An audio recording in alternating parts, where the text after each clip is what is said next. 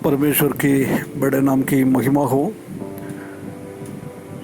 सब भाई बहनों को फिर से आने वाला प्रभु यीशु मसीह के मीठे और पवित्र नाम से जय मसीह की अभिनंदन करता हूँ।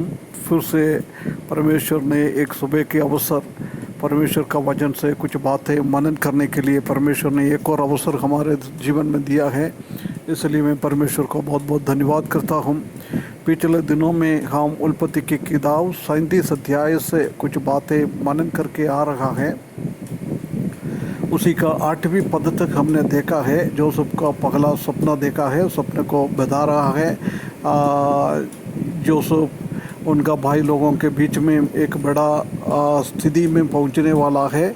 ये बात को सुनने के बाद उनका भाई लोग उसके ऊपर इतना घृणा किया है, ये बात को हम देख सकता है। उसके बाद फिर उसने दूसरा एक और स्वप्न देखा है। 9, 10 और 11 पद में उसी के बारे में वर्णन किया हुआ है। 9 पद में लिखा है, फिर उसने एक और स्वप्न देखा। उसको चाहिए तो पिछले स्वप्न को बारे में उनका भाई लोगों को बताया। जब भाई लोग ने उसको घृणा करने लग गया है, उसको विरोध करने लग गया है, चाहिए तो जोसेफ को वो चुपचाप बैठ सकता था, परंतु इधर हम देख सकते हैं कि जोसेफ चुपचाप नहीं बैठ रहा है। जोसेफ वो स्वप्न भी उनके भाई लोगों के बीच में जाके बोल रहा है। इसी से हम 2 तरीके से समझ सकता है। हो सकता है जोसेफ का घमंड के कारण जोसेफ ने जाके ये बात उनके भाई लोगों के बीच में शेयर किया है।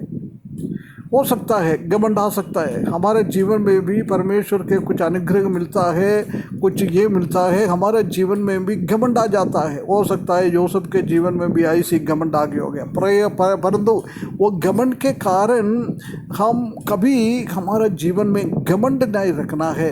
ये घमंड परमेश्वर से हमारा विद्रोह करता है, इसलिए बिना घमंड में अपने आप को प्रभु के सामने दीन करते हुए जीवन बिताना परमेश्वर हमसे चाहता है। दूसरा तरीका से ये हम समझ सकता है कि एक सच्चा इंसान था जोसेफ, है ना। उसको परमेश्वर ने कुछ दिखाया, उनका जीवन में क्या हो रहा है वो सब उसने अपना घर पे वो शेयर कर रहा था।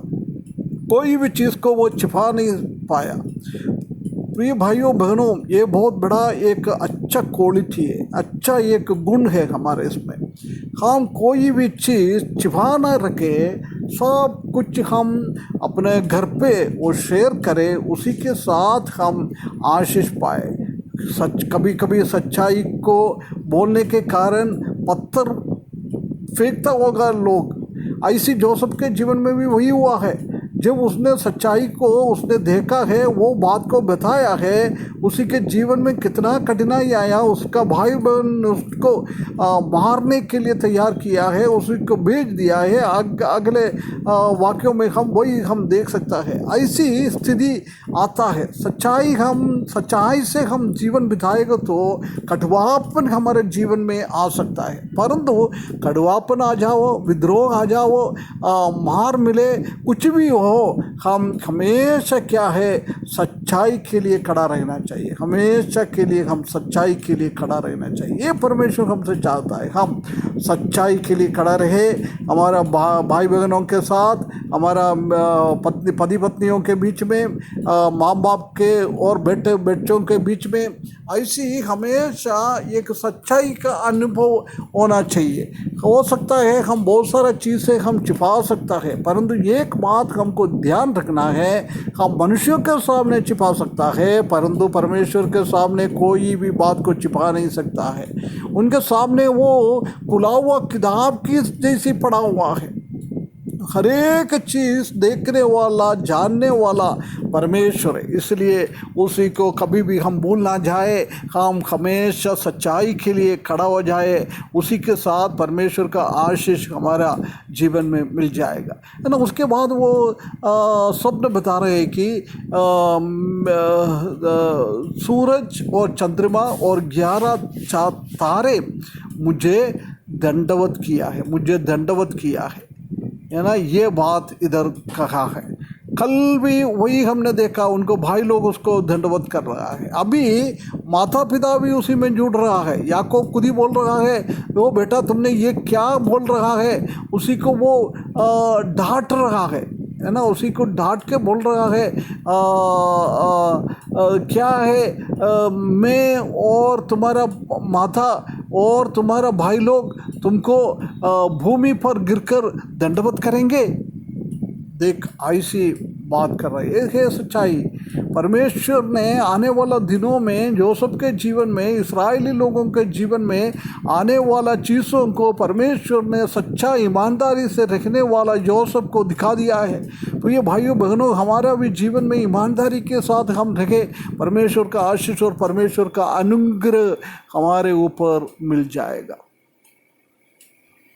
है ना। उसमें लिखा है, तब उसके पिता ने 10वें पद में उसके धप्पट से कहा। देख, उसी को एक प्रोत्साहन देना चाहिए था। परमेश्वर ने मेरा बेटे के ऊपर इतना एक अनुग्रह देने वाला है, इसलिए परमेश्वर को धन्यवाद करे, बेटे को प्रोत्साहन करना चाहिए था। परंतु इधर हम देख सकते हैं कि उसको डांट रहा है। प्रिय भाइयों बहनों, हमारा बच्चों को हम हमेशा प्रोत्साहन दे, उसको आगे बढ़ाने के लिए, मसीही जीवन में आगे बढ़ाने के लिए, आत्मिक जीवन में आगे बढ़ाने के लिए, परमेश्वर का कामों में आगे बढ़ाने के लिए उसी को हमेशा हम प्रोत्साहन देने वाला लोग होना चाहिए। आजकल क्या है, आत्मिक दीदी से उसी चीज़ में आगे बढ़ने वाला लोगों को डांटता है, उसी का पढ़ाई में, उसी का बौद्धिक दीदी से आगे बढ़ने के लिए प्रोत्साहन देते जाता है। प्रिय भाइयों बहनों, ऐसी हमारे जीवन में ना आए, उसके लिए हमको अच्छी तरफ से जीवन बिताना है ना। उसके बाद 11वें पद में हम देख सकते हैं कि उसके भाई तो उससे ढाग करते थे उसको, और उसी के ऊपर उनको दाग आ गया है, उसी के ऊपर बहुत सारा, और उसी ने पिछले दिनों में, पिछले स्वप्न में भी उसी को घृणा करने लग गया था। ऐसी इधर भी हम देख सकते हैं कि घृणा कर रहा है। परंतु पिताजी ने क्या किया है, उनका मन में वो स्मरण टका है।